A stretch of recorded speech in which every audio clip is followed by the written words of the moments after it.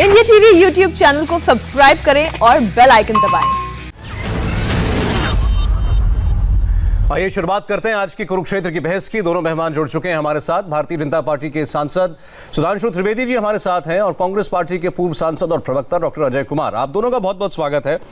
आमतौर पर इलेक्शन के बाद विपक्षी पार्टियां, हारने वाली पार्टी अब तक यह आरोप लगाती रही है कि ईवीएम में, इलेक्ट्रॉनिक वोटिंग मशीनों में के साथ छेड़खानी की गई, टैंपरिंग की गई और इसलिए ये जीत नसीब हुई है जीतने वाले को। इस बार आरोप दूसरे किस्म का लग रहा है। सुधांशु त्रिवेदी जी, असम में एक ईवीएम आपके प्रत्याशी की गाड़ी में मिलने के बाद इसे नए जमाने की बूथ कैप्चरिंग कहा जा रहा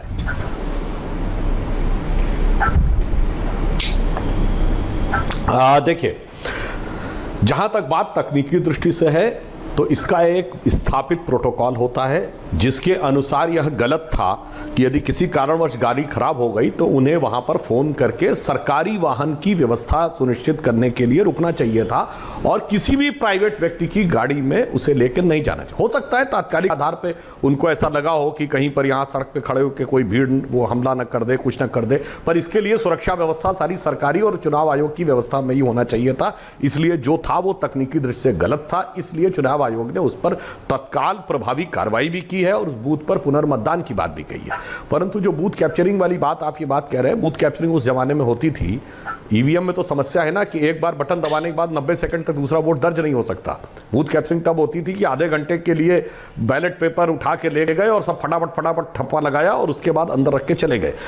अब ये कहना चाहते हैं यहां तो ईवीएम सील्ड होती है। यद्यपि वो ईवीएम सील्ड थी पर फिर भी चुनाव आयोग ने कह दिया कि दोबारा मतदान कराइए। परंतु सौरभ जी, आरोप लगाने वाले कौन है? भारत के इतिहास में यदि न्यायालय के द्वारा चुनाव में धांधली करने का दोषी कोई नेता सिद्ध हुआ था तो वो थी स्वर्गीय इंदिरा गांधी। 1971 के चुनाव में इलाहाबाद उच्च न्यायालय के द्वारा बाकायदा चुनावी धांधली की दोषी सिद्ध हुई और दोष मानने की बजाय देश में इमरजेंसी लगा दी थी। इसलिए वो जमाने और थे जब लोकतंत्र को मजाक समझने वाले लोग हुआ करते थे। आज मोदी जी के नेतृत्व में लोकतंत्र और लोकतांत्रिक मूल्यों पर पूर्ण आस्था रखने वाले। दूसरा मैं उदाहरण याद दिला देना चाहता हूं। हमें बचपन की बात याद है, 1985 उत्तर प्रदेश विधानसभा चुनाव, पूरे उत्तर प्रदेश में 40-42% वोटिंग हुई और अमेठी में जानते कितनी वोटिंग हुई? 97%। और कुछ बूथों पे 110% मतदान, और चुनाव आयोग ने नहीं लिया कोई संज्ञान। तो वो जमाने दूसरे थे। ठीक है। तो जो लोग इस प्रकार की बात कर रहे हैं, और आज के समय में मैं एक बात कहता हूं, देखिए एक लाइन और कह दूं, अपने चुनावी हार के बहाने अभी से तैयार किए जा रहे हैं। जिस प्रकार की बौखलाहट और खिसियाहट दिख रही है, आप बंगाल में देखिए तो पहले ममता जी भवानीपुर छोड़कर नंदीग्राम आ जाती हैं, फिर नंदीग्राम में डेरा जमाती हैं, फिर पत्र लिखकर सारे विपक्षी दलों से सहयोग मांगती हैं, चुनावी मंच से चंडी जाप करती हैं, आखिरी दिन गोत्र बताती हैं और पोलिंग वाले दिन आकर बूथ पे बैठ जाती हैं। तो अगर सारे डॉट्स को कनेक्ट करें तो साफ दिखाई पड़ रहा है कि ये सब आधार बनाए जा रहे हैं चूंकि पराजय। चलिए ठीक है, ये बात आपके नेता आज जब चुनाव आयोग गए उसके बाद उनसे पूछा गया, उन्होंने भी यही बात कही कि ये हारने वाली पार्टियां हैं जो कि हार का बहाना तलाश रही हैं, लेकिन ये हर बार ऐसा होता है जब आरोप लगता है तो जवाब यही मिलता है। डॉक्टर अजय कुमार, आपको ओपनिंग स्टेटमेंट, तस्वीरें भी इस वक्त स्क्रीन पर चल रही हैं असम की, उसी ईवीएम की और उस गाड़ी की जिसे फिर बाद में बताया गया कि ये बीजेपी के प्रत्याशी की है। मैं जानना चाहता हूं कि आपका आरोप क्या है? इन्होंने बेईमानी करी और क्या चुनाव आयोग से आप इससे बढ़कर भी कोई और मांग करते हैं, क्योंकि उन्होंने एक बूथ पर तो री इलेक्शन की बात कह दी है? देखिए, बीजेपी ने ये स्पष्ट रूप से साबित कर दिया है सौरभ जी कि ईवीएम के उनके परिभाषा में वोट मैनिपुलेटर मशीन है, इलेक्शन वोट मैनिपुलेटर मशीन है। और उन्होंने वोट मैनिपुलेशन के लिए जिस तरह से भारतीय जनता पार्टी के प्रत्याशी में जब ईवीएम कल मिली थी, आप बताइए कि असम में इतने सारी गाड़ियां हैं, सभी रोड पर चल रही हैं, लेकिन इलेक्शन कमीशन के जो बूथ के पदाधिकारी को सिर्फ बीजेपी के प्रत्याशी का एक बलिनो मिला। ये तो विचित्र है कि ये हमेशा जो है, अब 17 में आप दबाते, आप तो इलेक्शन कमीशन ने भी माना कि 17 में जब दबा रहे थे मशीन तो किसी बटन पर दबाए तो बीजेपी का जो है वोट निकलता था। अब असम में, उसी असम में अगर ये, और हमारे मित्र सुधांशु जी ने पूरा जो है ना इतिहास बता दिया। ये कमजोर स्टूडेंट जब भी किसी चीज को जो ध्यान भटकाना चाहते हैं तो ये इसी तरह का जो है भूमिका बनाते हैं। आप बताइए कि अगर भारतीय जनता पार्टी चुनाव जीत रही है असम में और बाकी जगह, तो ईवीएम चोरी करने की आवश्यकता क्या थी? अब तो बीजेपी को जो है बाकी चोरी के आरोप तो है, लेकिन अब ईवीएम चोर भी कहना पड़ेगा क्या? जहां तक असम की बात है, आप देख लीजिए डिब्रूगढ़ में स्ट्रांग रूम में जो है बीजेपी के कार्यकर्ता पाए गए। लगातार वैसे बूथ में जहां पर उनकी वोट नहीं पड़ती है वहां पर जो है ईवीएम मैल फंक्शन करने लगे हैं। और आंकड़े में बता रहा हूं, आंकड़े चलिए ना, खतीपुरा में वही समस्या, जमुना मुख में तो पूरा जो है इलेक्शन कमीशन के पोलिंग बूथ के जो पदाधिकारी है बिना सिक्योरिटी फोर्स के घूम रहे हैं। तो चुनाव आयोग को कमजोर करना, ये इमरजेंसी के हमेशा याद दिलाते हैं। ये तो अघोषित इमरजेंसी तो पहले से चल रही है जी। और ये लोग ने इतने खतरनाक तरीके से इस देश के सभी संवैधानिक संस्थाओं को खत्म किया है। मैं तो आपको अशोक लवासा साहब का कहानी सुन लीजिए, इलेक्शन कमिश्नर का। हर चीज में इलेक्शन कमीशन को पंगु बना दिया। अब इलेक्शन कमीशन के ऊपर विश्वास, और देखिए अब तो लोग पूरे दुनिया में बोल रहे हैं कि इलेक्टोरल ऑटोक्रेसी है। वो ठीक है, अभी अपना आपने बात के बीच में कंप्लीट नहीं किया। आपको इलेक्शन कमीशन पे भरोसा नहीं है, अब विश्वास नहीं रह गया कांग्रेस पार्टी को? कांग्रेस पार्टी की बात नहीं है, लगातार ये घटना, तो आप बताइएगा कि लगातार ये घटना जो घट रही है जी, आपको क्या लग रहा है कि सभी विपक्ष, ये जो ईडी सीबीआई जो सिर्फ विपक्ष के नेता पर छापेमारी होते हैं? उस पर मैं आता हूं, डॉक्टर अजय कुमार उस विषय पर भी आऊंगा। एक बार जरा ईवीएम वाले और इलेक्शन कमीशन की हम बात कर लें। देखिए, इन्होंने ये बताया और इलेक्शन कमीशन ने ये बताया कि हाँ वहां कोई त्रुटि हुई थी, गलती हुई थी, प्रोटोकॉल का पालन नहीं हुआ, 4 लोग सस्पेंड भी कर दिए गए हैं और जिस बूथ की वो ईवीएम थी वहां पर दोबारा वोटिंग कराई जाएगी। अब इसके बाद भी आप मानते हैं कि इलेक्शन कमीशन ने सही कार्रवाई नहीं की? क्योंकि पुलिस कहां पकड़ रही है? हर समय पर पब्लिक पकड़ करके इलेक्शन कमीशन को सूचित कर रहे हैं। आपने एक भी जो है उदाहरण दीजिए जहां पर इलेक्शन कमीशन या सरकार या वहां के जो पदाधिकारी ने किसी ने गड़बड़ी को पकड़ी हो? आप बताइए। हमेशा जो चुनाव में जो गड़बड़ हो रहा है वो पब्लिक पकड़ करके जो है। अच्छा चलिए ठीक है। आज प्रियंका गांधी वाड्रा ने भी ट्वीट किया, राहुल गांधी ने भी ट्वीट किया। कांग्रेस पार्टी के और विपक्ष के तमाम लीडर्स आज सुबह से इस बात को प्रचारित कर रहे हैं कि जो कुछ हो रहा है ये लोकतंत्र की हत्या है।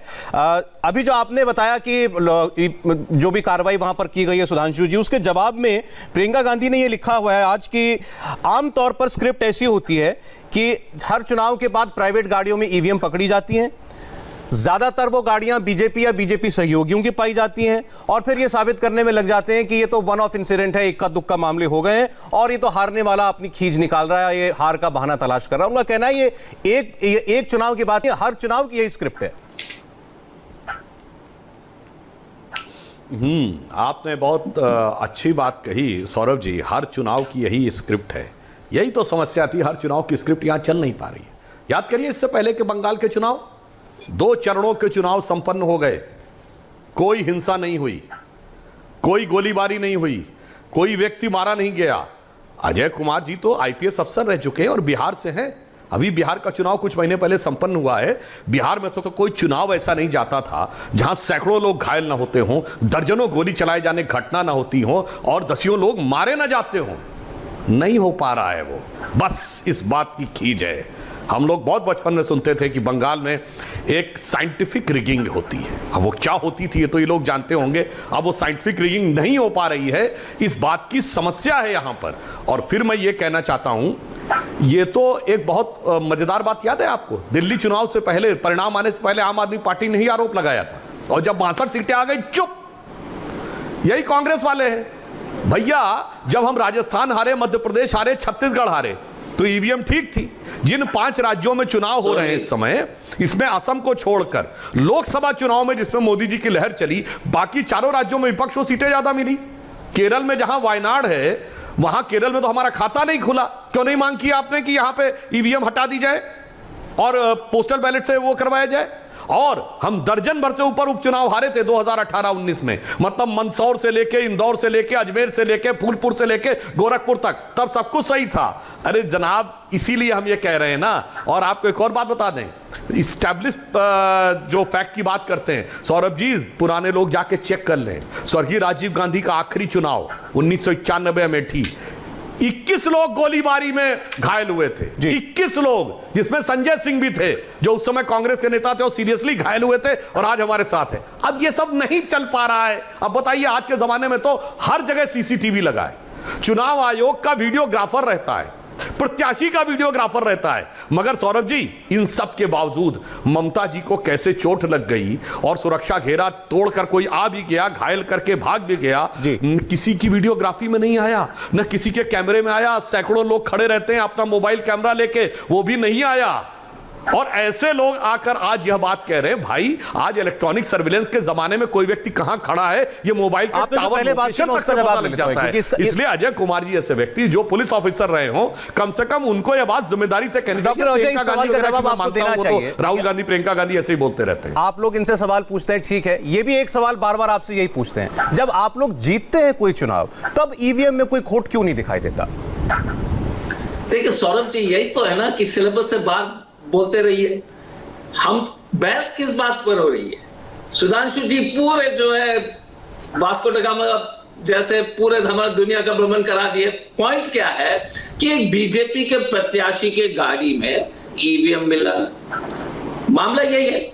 हम ये कह रहे हैं कि इलेक्शन कमीशन और जो जिस तरह से जमीन पर हम लोग को जो दिखाई दे रहा है वो सचमुच में चिंताजनक है लोकतंत्र के लिए। आप बताइएगा कि ईवीएम मशीन आपको लगता है, और बीजेपी की कहानी और इलेक्शन कमीशन की कहानी अगर आप सुनेंगे तो लगता है कि पूरा देश मूर्ख है क्या, कि पूरे देश असम में और कोई गाड़ी नहीं मिला, सिर्फ प्रत्याशी की गाड़ी वहीं पर गुजरती हुई आई और वो उन्होंने हाथ दिखाया, वो प्रत्याशी रोके और फिर अपने ईवीएम गाड़ी में डाल करके चल पड़े देश सेवा में।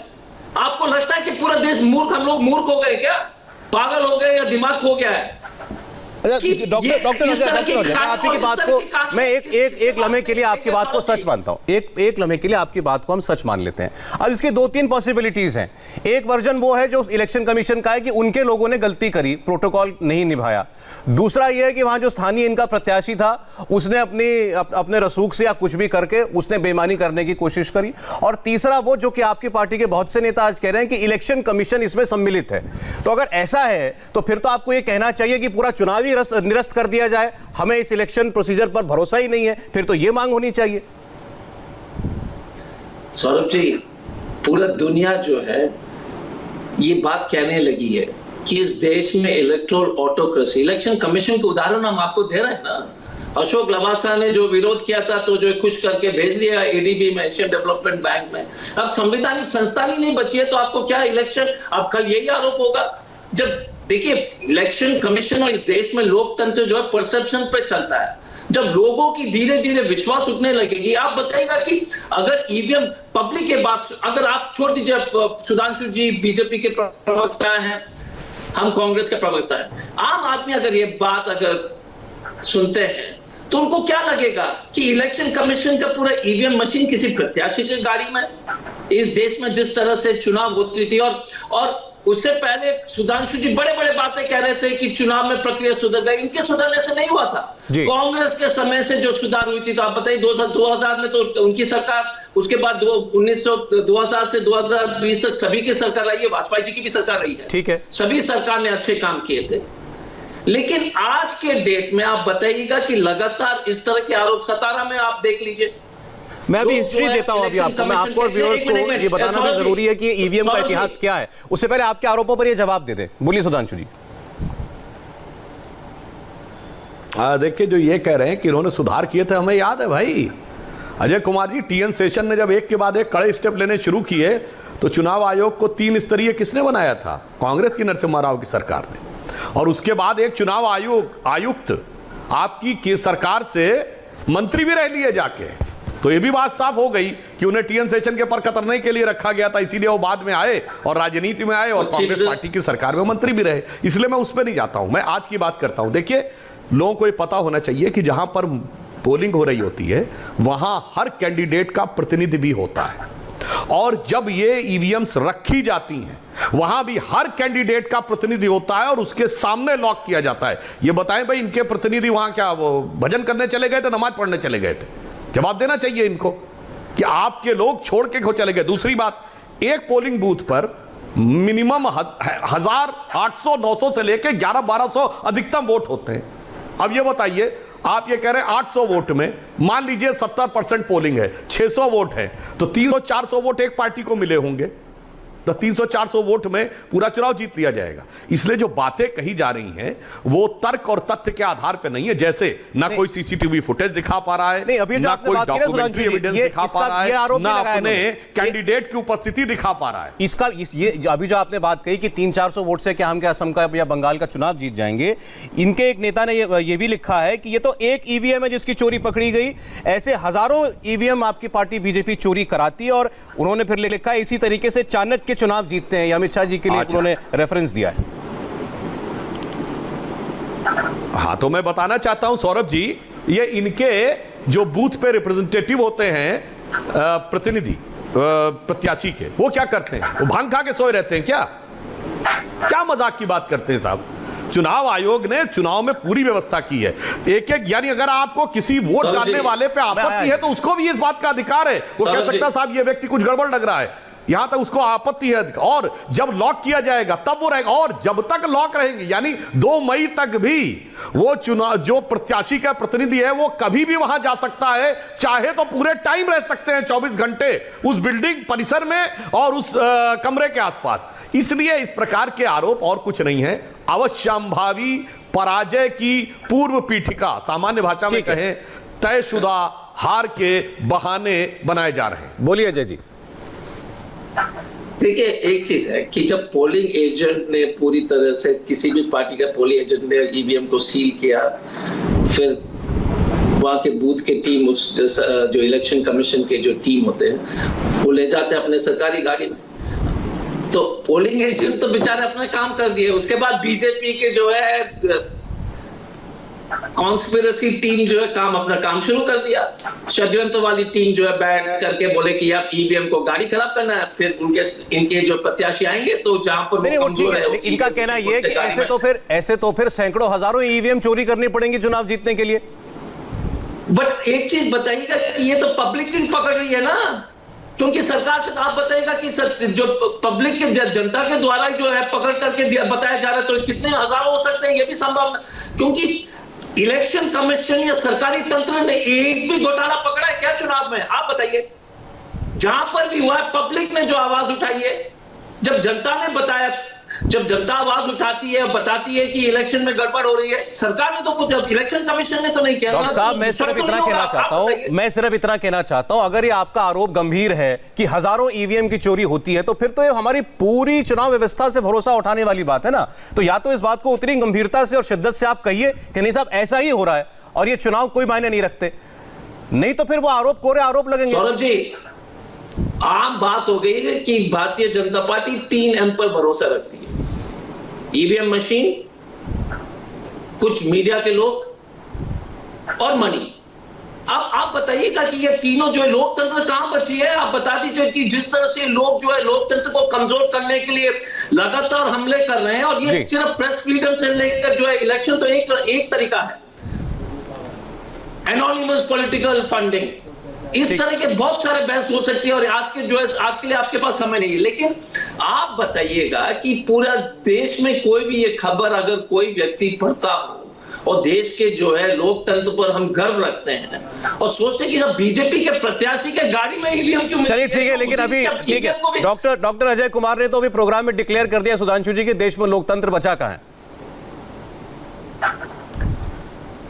देखिए, उस रास्ते में दर्शकों के सुलभ संज्ञान के लिए बता देना, मेरी जानकारी में तो देखिए अजय कुमार जी तो चुनाव भी लड़ चुके हैं, मैंने तो कभी लोकसभा का चुनाव नहीं लड़ा है, पर मैंने देखा खूब है। अजय कुमार जी, जब बूथ से ईवीएम ले जाई जाती हैं सरकारी गाड़ी में ही जाती हैं, पर सारे कैंडिडेट्स के पोलिंग एजेंट साथ साथ चलते हैं थोड़ी दूरी पे। ये आपके पोलिंग एजेंट क्या थे? और ये बताइए, वो दूसरी गाड़ी में रख दी गई, अगले चौराहे पे इसकी खबर कैसे पहुंची? तो या तो अगर आपका कैंडिडेट था ही नहीं वहां पर, तो उसको हवा में इल्हाम हो गया, या वो थे, उन्होंने सब कुछ देखा, उन्होंने अनुमति दिया और उसके बाद जाके विचार बनाइए, तो जांच में सामने आएगा। और जो सील लगती है सबके सामने लगती है, फिर सब गाड़ी में अपने पीछे पीछे फॉलो करते हुए जाते हैं, फिर लॉकर रूम में जब रखी जाती है सबको दिखाया जाता है ये देखो भाई सील, और जिस रूम को लॉक किया जाता है उसमें सील लगती है। और आज के जमाने में लोग मोबाइल में फोटो भी खींच लेते हैं जनाब। इसलिए हम ये बात कह रहे हैं, जो कहने का प्रयास किया जा रहा है ना, ये बात पूरी तरीके से फैक्ट और तर्क पर आधारहीन नजर आ रही है। और फिर मैं आपसे एक बात कहना चाहता हूं, आपने कहा ना 3 लोग साथी हैं, अरे आपके भी सिलेक्शन में 3 साथी दिखाई पड़ रहे हैं। बदरुद्दीन अजमल असम में, फुरफुरा शरीफ के गद्दी नशीब पीरजादा अब्बास सिद्दीकी बंगाल में, और मुस्लिम लीग केरल में। और साथी किसके हैं? परम शिव भक्त, कुर्ते के ऊपर जनेऊधारी हिंदू के। तो इसलिए जितने भी प्रकार के आपने रूप धरे हैं सब कुछ अब लग रहा वो सब भी फेल हुआ जा रहा है। अब समस्या ये कि क्या करें, तो भाई अब इस प्रकार की बात, वरना मैंने जो फैक्ट बोले, देखिए अजय कुमार जी आप पढ़े लिखे व्यक्ति, आप आईपीएस रहे और आप तो इन प्रोसीजर्स को ज्यादा पता होगा कि कैसे ले जाई जाती हैं मशीन्स, कैसे लॉक की जाती है, क्या प्रोसीजर है। और हर मौके के ऊपर हर प्रत्याशी के, चाहे वो निर्दलीय हो, प्रतिनिधि खड़े हुए होते हैं और आज के जमाने में वो अपने मोबाइल से फोटो और वीडियो। अच्छा, बहुत से लोग ये सोच रहे होंगे, अब आप बता दीजिए जो आपको जवाब देना हो। ये एक सेकंड, डॉक्टर साहब एक सेकंड, मैं बस थोड़ी सी जानकारी दे रहा हूं। लोगों को लगता होगा कि ईवीएम का चलन कब से शुरू हुआ, कैसे शुरू हुआ, और क्या अचानक किसी सरकार के मन में आ गया कि अब से चुनाव हम मशीन से करेंगे, पोस्टल बैलेट से नहीं करेंगे। तो इसके लिए आपको जानना जरूरी है कि पहली बार भारत देश में 1982 में केरल विधानसभा चुनाव के दौरान ईवीएम का इस्तेमाल हुआ था 50 पोलिंग स्टेशंस पर, लेकिन उस पर सवाल उठाए गए और सुप्रीम कोर्ट ने रीपोल करवाया। और सुप्रीम कोर्ट ने अपने आदेश पे कहा कि जब तक ईवीएम पर कोई कानून नहीं बन जाता तब तक इसका इस्तेमाल आप नहीं कर सकते हैं। इसके बाद संसद में बाकायदा कानून में संशोधन किया गया। 1988 में रिप्रेजेंटेशन ऑफ पीपल्स एक्ट 1951 में संशोधन करके ईवीएम को मंजूरी दी गई। 1988 में केंद्र में किसकी सरकार थी? राजीव गांधी जी की सरकार थी, कांग्रेस पार्टी की सरकार थी। ईवीएम के इस्तेमाल को मंजूरी उस दौर में दी गई। और 2004 से लेकर आज तक देश में जितने भी जनरल इलेक्शन यानी कि लोकसभा के चुनाव और जितने भी विधानसभा के चुनाव हुए हैं 2004 से आज 2021 तक, सब में ईवीएम इस्तेमाल हुई है। इसके बावजूद अब यह कहना कि अब हमें ईवीएम पसंद नहीं है, तो इस पर तो सवाल उठेंगे डॉक्टर अजय। सौरभ जी, यही सिलेबस के बाहर वाले सवाल है। अगर आप ईवीएम को उठा करके गाड़ी के अंदर डाल रहे हैं तो उसमें ईवीएम का क्या दोष है? ठीक है, नहीं, आपकी पार्टी तो ये भी कहती है कि ईवीएम टैंपर हो सकता है, वो अलग विषय है, वो एक अलग विषय है। मैं कंप्लीट कर लेता हूं। जी। अरे मुझे पूरा अपनी बात पूरी रखने दीजिए। दूसरी बात क्या है कि अगर आपने प्रोग्राम कर दिया, जैसे 17 में लगातार बटन दबाने पर बीजेपी की वोट आती है तो इलेक्शन कमीशन ने माना है, तो ऐसा नहीं है कि मशीन की गलती नहीं है, मशीन का तो अपना दिमाग थोड़ी होता है। लेकिन सरकार में जो चलाने वाले अगर ईवीएम को अपने जो राजनीतिक फायदा के लिए इस्तेमाल करेंगे तो वो खतरे की बात है। दूसरी बात है कि जब सुधांशु जी राष्ट्रीय चैनल में आकर के हिंदू मुस्लिम और उसी रास्ते में जा रहे तो मालूम है कि ये लोग हार रहे हैं, कि इनकी जो लोएस्ट कॉमन डिनोमिनेटर है, अब अल्पसंख्यक के ऊपर आरोप लगा दो, नफरत पैदा करो, यही जो स्टैंडर्ड ऑपरेटिंग बीजेपी का है कि व्हाट्सएप यूनिवर्सिटी में अंकल आंटी को बिठा दो और फिर जो है कुछ मीडिया के दोस्त लोग से शुरू कर दो ये कहानी, क्योंकि जो विकास तो भाग गया। आप देख लीजिएगा कि भूखमरी में देश सबसे खराब स्थिति में दुनिया में, महिला सशक्तिकरण में अभी रिपोर्ट आया, महिला सशक्तिकरण में जो है हम नीचे से 140 पैदान पर हैं, हर चीज में। आर्थिक बांग्लादेश हमसे आगे निकल गया पर कैपिटा इनकम में। हम नेपाल को तेल देते हैं और नेपाल से तेल का स्मगलिंग हो रहा है, तो ये तो देश तो विकास का तो बंटा बचा दिया, वो अपने जगह पर है। लेकिन मैं कह रहा हूं कि ईवीएम अपनी तरह से ईवीएम के अपने दिमाग नहीं है। ये जो इलेक्शन कमीशन की जो तंत्र है, अगर आप उस पर इस तरह की हरकतें जो पब्लिक जो सार्वजनिक रूप से जानकारी सार्वजनिक रूप से खुलासा हो रही है, ये देश के लोकतंत्र के लिए प्रशंसन जरूर खड़ा करता है। बोलिए सुधांशु जी। देखिए जो बात ये कह रहे हैं, 2018 में चुनाव आयोग ने विधिवत पूरा पब्लिक नोटिस देकर सिर्फ राजनीतिक दलों को नहीं कहा था, जो भी व्यक्ति आना चाहे ईवीएम हैक करके दिखाए, और वो मीडिया के सामने सारा कार्यक्रम हो रहा था, कैमरों के सामने। कोई भी नहीं आया उस समय करने के लिए। और फिर भी यदि आपत्ति है तो सारे लोग मिलकर आइए और इस विषय के ऊपर बात करिए कि साहब हमें बात गलत लग रही है तो हमें कहना चाहिए, मगर ये क्यों होता? फिर हर परिस्थिति में गलत होनी चाहिए। ये नहीं हो सकता कि साहब हम जीत जाएंगे तो सब कुछ सही है और हार जाएंगे तो सब कुछ गलत है। और रही बात इसकी, आपने कहा कि हम हिंदू मुस्लिम की बात कर रहे हैं, गजब है जनाब। ये बताइए बदरुद्दीन अजमल के साथ आपने किस लिए किया? विकास के लिए किया है कि अर्थव्यवस्था को नई ऊंचाइयों पर ले जाने के लिए किया है? ये फुरफुरा शरीफ के आईएसएफ के साथ आपने जो गठबंधन किया ये बेरोजगारी के लिए किया है या मुस्लिम लीग के साथ पेट्रोल और डीजल की कीमतों के लिए किया है? और ये सारे के सारे विपक्षी दल किस लिए एक हो रहे हैं ये बताइए? ये रोजगार बढ़ाने के लिए कि विकास करने के लिए कि तथाकथित सांप्रदायिक शक्तियों यानी हमारे खिलाफ सेकुलर दलों का गठजोड़ हो रहा है? जनाब अंदर से कुछ और कहते हैं और बाहर से कुछ और नजर आते हैं। इसीलिए मैं कहना चाहता हूं कि आप जितना भी ये प्रयास करते, मोदी जी के खिलाफ क्या क्या नहीं बोला, भाजपा खिलाफ 60-70 साल से बोलते रहे, मोदी जी के खिलाफ 20 साल से बोलते रहे, हम भी बढ़ते रहे 20 साल में, मोदी जी भी बढ़ते रहे। आपकी वही हालत हो गई कि मर्ज बढ़ता गया, जो दवा की आरोप कौन कौन से नहीं लगाए पर साबित कुछ नहीं कर पाए। और अब अभी फिर मैं कह रहा हूं, आप बताइए आपके उस बूथ के जो प्रत्याशी के प्रतिनिधि थे वो कहां थे और वो क्यों नहीं थे साथ में? अन्य प्रत्याशियों के प्रतिनिधि थे, उनकी अपनी क्या रिपोर्ट है? बता दीजिए अगर आपको ऐसा आरोप लगता है तो। ठीक है, मैंने तो सारी प्रक्रिया बता दी, हर चीज प्रत्याशियों के प्रतिनिधि के सामने होती है। आपने ये कहा था कि वो ईवीएम मशीन लोगों ने पकड़ी, इलेक्शन कमीशन को बाद में पता चला, तो वो ये भी यही कह रहे हैं कि उनको कैसे पता चल गया? किसी ने देख के बताया होगा, इसका मतलब वहां लोग रहे होंगे। सौरभ जी, दिक्कत क्या है कि सरकारी पहली बात तो इनके आरोप पर चलते हैं। जब ओवैसी जी के साथ नागपुर में जो है निकाय चुनाव में समर्थन देते हैं तो यार जब हम करते हैं हमारा कैरेक्टर ढीला है, जब ये करते हैं तो ये जो है राष्ट्रवादी हो जाते हैं। ये अजीब स्थिति है, ये इनकी जो परिभाषा है राष्ट्रवाद का और भारत का। दूसरी बात क्या है कि चुनाव कभी जीते कभी हारते, आगे बढ़ो। आप भी 3 सीट से शुरुआत, आप सरकार में वापस 3 सीट पे भी हो सकते चले जाएंगे। ये तो पार्ट ऑफ पॉलिटिकल लाइफ है तो महाराज। अभी ये सबको गलतफहमी नहीं होनी चाहिए, सबका समय आएगा, आपका भी समय आएगा और बहुत जल्दी आ जाएगा। लेकिन दिक्कत क्या है कि इस देश में अगर विकास का भी दर देख लीजिएगा कि सबसे ज्यादा गरीबी कांग्रेस ने खत्म की थी मनमोहन जी के सरकार के समय। आपके समय में 3 करोड़ से ऊपर मध्य वर्ग गरीबी रेखा के नीचे चले गए। अब बताइए ये भी विकास है? अब व्हाट्सएप यूनिवर्सिटी में कुछ करके हिंदू मुसलमान फैलाते रहिए, लेकिन 3 करोड़ से ऊपर मध्य वर्गीय लोग जो है गरीबी रेखा के नीचे चले गए। ये आंकड़े हमारे नहीं है, प्योर रिसर्च के।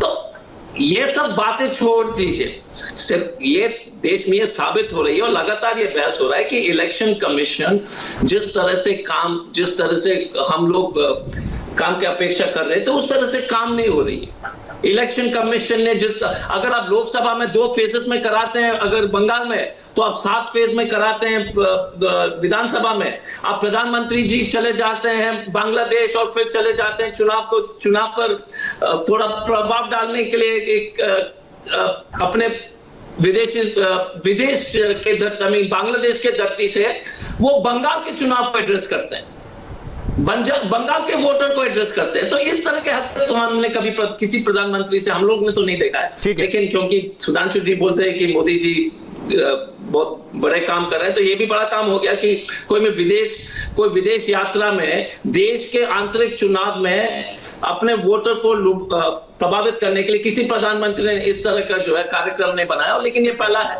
हम लोग बहुत सारे चीज देख रहे हैं अपने जिंदगी में। अच्छा ठीक है, पहली बार इनका आरोप ये है, आप ये कहते हैं कि ये सारे मिल गए आप लोगों के खिलाफ, बीजेपी के खिलाफ। ये कहते हैं कि आपने भी सबको मिला लिया, सरकार, सारी एजेंसियां, ईडी, इनकम टैक्स, सीबीआई और इलेक्शन कमीशन और सेंट्रल फोर्सेस चुनाव में भेज करके सारा इलेक्शन हाईजैक कर लिया। अब मैं सौरभ जी एक बात याद दिलाना चाहता हूं। ये बताइए, ये कह रहे हैं कि हमारी सरकार आने के बाद ये हुआ। ये बताइए कोल घोटाले पर सीबीआई की जांच कब शुरू हुई थी? कोर्ट के आदेश से, सरकार ने नहीं किया था, आपकी सरकार थी जनाब। ये बताइए आपके वर्तमान अध्यक्षा और पूर्व अध्यक्ष दोनों जिस नेशनल हेराल्ड केस में जमानत पे हैं वो कब शुरू हुआ? 2013 में कोर्ट के आदेश से, आपकी सरकार थी और बाद में उसमें जमानत लेना पड़ा। 2G घोटाला कब शुरू हुआ जांच? कोर्ट के आदेश से। अरे भैया सीबीआई ईडी जब आप सत्ता में थे तब भी आपके पीछे थी और आज भी आपके पीछे है। कोई अंतर आया हो तो बता दीजिए, क्योंकि फितरत आपकी नहीं बदलती है। सत्ता में थे तो भी भ्रष्टाचार के साथ थे, सत्ता के विरोध में हैं, विपक्ष में तो भी भ्रष्टाचार और अपराधियों के साथ खड़े हुए हैं। इसमें कोई नई बात थोड़ी है। और आप जो अन्य बातें कह रहे थे, मैं एक बात ईमानदारी से यह कहना चाहता हूं कि जिस प्रकार से चुनाव आयोग ने काम किया है। यदि आपको चुनाव आयोग की कार्य पद्धति के ऊपर किसी प्रकार का आक्षेप है, कोर्ट चले जाइए। हम लोग गए थे ना कोर्ट में, तभी इंदिरा गांधी जी को कोर्ट ने दोषी सिद्ध कर दिया था कि उन्होंने चुनाव में धांधली की 1971 में। तो आप क्यों नहीं जाते? क्योंकि तथ्य तो है नहीं। अभी तक इतनी बार मेरे पूछने पे यह बताया नहीं जा सका कि इनके प्रत्याशी के प्रतिनिधि कहां थे, वो क्या कर रहे थे, वो वहां थे या नहीं थे। अन्यथा एक प्राइवेट गाड़ी के अंदर वो रखी हुई है, ये किसने बताया, किसको बताया, आगे की भीड़ को कैसे पता चला, ये सारे के सारे प्रश्न अपने आप में एक सवाल पूछ रहे हैं आपसे, और जिसका जवाब। और ये चुनाव तो बहुत मजेदार है सौरभ जी। एक लाइन और कह दूं सौरभ जी, गजब के चुनाव है। एक कहावत है ना, गिरते हैं शहसवार ही मैदान जंग में, वो क्या गिरेंगे जो घुटनों के बल चले, वो क्या लड़ेंगे जो बंगाल में चले ही नहीं। जिन्होंने केरल में कम्युनिस्ट पार्टी के साथ लड़ाई है और बंगाल में गले मिलाई है और जनता कह रही है दुहाई है। इसलिए मैं कह रहा हूं कि सारे के सारे प्रपंच आपने कर लिए हैं, तो अब अंतिम प्रपंच के रूप में आप यह करने का प्रयास करें। चलिए ठीक है डॉक्टर साहब, इनका कहना है कोर्ट जाइए, इलेक्शन कमीशन के काम से संतुष्ट नहीं, अदालत जाइए। नहीं, एक चीज है, ये तो विचित्र है, चोरी ऊपर से सीना चोरी। अब आपके एजेंट कहा थे भाई साहब ईवीएम आपके प्रत्याशी के गाड़ी में थे, लेकिन हम कोर्ट जाएंगे। आपके प्रत्याशी ईवीएम की चोरी करते हैं, लेकिन कोर्ट हमको जाना है। ये तो हुआ, पुलिस भी आपकी, कोर्ट भी आपका, कि कुछ भी कर लो कि हम तो मानेंगे नहीं, क्योंकि गलती तो हमने किया ही नहीं। ये कौन सी बयान, आप बताइए किस तरह का बयानबाजी चल रही है। दूसरी बात है, ये बोल रहे कि हम लोग जो लड़ाई में है ही, ये क्या वहां पर तमिलनाडु में एआईडीएमके के साथ इन्होंने जो पूरी तरह से पैजामा पकड़ करके चलने के लिए जिस तरह की हरकतें कर रहे हैं, केरल में तो छोड़ ही दीजिए। और एआईडीएमके ने अपने मैनिफेस्टो में लिखा है कि हम सीए और एनआरसी को निरस्त करेंगे, और इनके जो प्रेसिडेंट बोलते हैं कि हम उसको लागू करेंगे। करप्शन पर तो बात ही मत कीजिए। मुकुल रॉय से अधिकारी जी से लेकर के सब लोग जो है इनके गंगा में डुबकी लगाने के बाद पवित्र, देश के सबसे भ्रष्ट लोग जो पूरा देश को ही बेच दिया, बचा क्या है? बैंक बेच दिया, उद्योग बेच दिया, सब चीज बेच दिया, अब बचा ही नहीं है कुछ। सरकार देश का संपत्ति को बेच दिया, तो अब बचा क्या? इससे बड़ा डाका क्या हो सकता है? आप बताइए, इससे बड़ा चोरी क्या हो सकता है? और पूरे देश देख रही है कि जिस तरह से संगठित तरीके से इस देश में करप्शन हो गया है। अब आप बोल रहे कि हमारे ऊपर आरोप लगे, तो आपके राष्ट्रीय अध्यक्ष भी जो अभी जो गृह मंत्री जी भी जेल में थे, आप बोलेंगे कि आप बरी हो गए, लेकिन उस केस में तो थे, उनको बोला गया था कि आप पता ये तड़ीपार हो गए थे। तो आपके भी तो बहुत सारे उदाहरण है हजूर, लगातार हम निकाल देंगे। येदियुरप्पा जी तो इतने बेशरम आप लोग हो गए कि येदियुरप्पा जी के आरोप कोर्ट ने कहा, लेकिन हम मानेंगे ठीक है डॉक्टर साहब, बहुत सारे आरोप आपने लगाए, मेरा समय खत्म हो रहा है, मैं इनका एक जवाब ले लूं। फाइनल कमेंट येदियुरप्पा जी के ऊपर आरोप लगा, फाइनल कमेंट, और इस बात का भी जवाब दीजिएगा, क्या आपको लगता है कि ईवीएम पर से ये प्रश्न चिन्ह कभी हट पाएगा? इलेक्शन कमीशन जब तक अपने इनसे कमेंट ले रहा था जी। सॉरी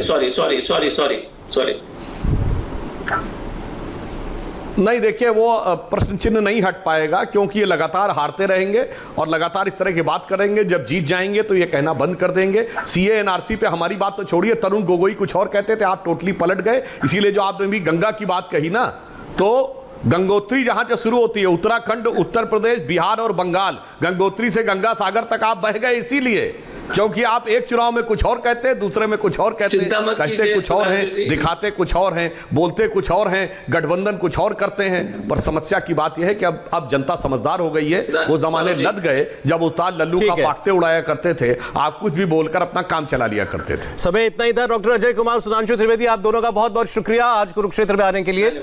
ईवीएम की कंट्रोवर्सी आपने देखी, बीजेपी और टीएमसी दोनों के दावे और शिकायतें भी आपने सुनी। इलेक्शन की अभी और बहुत सी खबरें बाकी हैं। चुनाव धमाका में एक से बढ़कर एक धमाकेदार खबर देने आ रहे हैं अजय कुमार और सुरभि शर्मा। नमस्ते, मैं हूं मीनाक्षी जोशी। वीडियो और खबरों से अपडेट रहने के लिए India TV YouTube channel subscribe करें, बेल आइकन दबाना ना भूलें। जुड़े रहें इंडिया टीवी के साथ।